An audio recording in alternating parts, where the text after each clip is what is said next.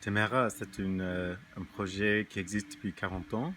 Maintenant, nous sommes dans le sud de Portugal, sur à peu près 140 hectares avec 200 personnes. Et le projet essaie de montrer un modèle d'une vie possible entre êtres humains en paix et en coopération avec le monde naturel.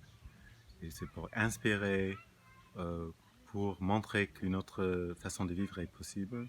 Donc au début, c'était une zone aride ici, Oui. et les techniciens ont réussi à faire venir l'eau et l'agriculture.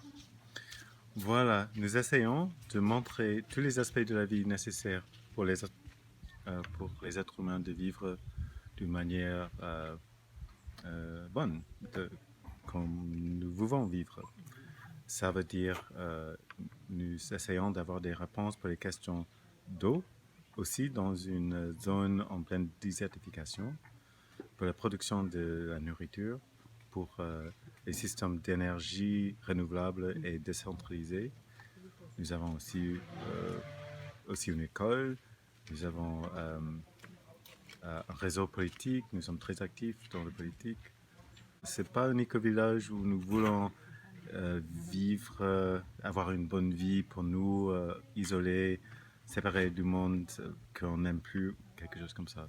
Nous voulons montrer pour le monde, très ouvert au monde, avec l'idée que les gens soient inspirés de faire leurs propres projets, de vivre différemment en paix et en coopération avec la nature, ou de prendre les parties de notre modèle qui leur inspire, de les répliquer s'ils veulent, ou les adapter, ou faire des expériences eux-mêmes avec gérance des eaux naturelles, avec l'énergie renouvelable et décentralisée, avec la production de la nourriture qui régénère aussi les terres. C'est aussi une grande partie de notre projet, c'est de vivre sur un terrain qui a été endommagé par les êtres humains et de le restaurer, que le terre soit plus enrichi à cause de notre présence ici.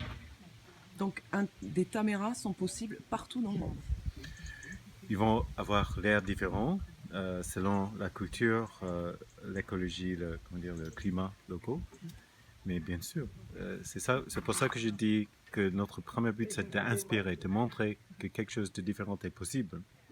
Pas forcément que ça doit être fait comme nous le font euh, euh, ici, mais il y a beaucoup qu'on fait ici qui peut être répliqué partout, mais dans certains domaines, il peut y avoir d'autres solutions plus adaptées aux conditions locales.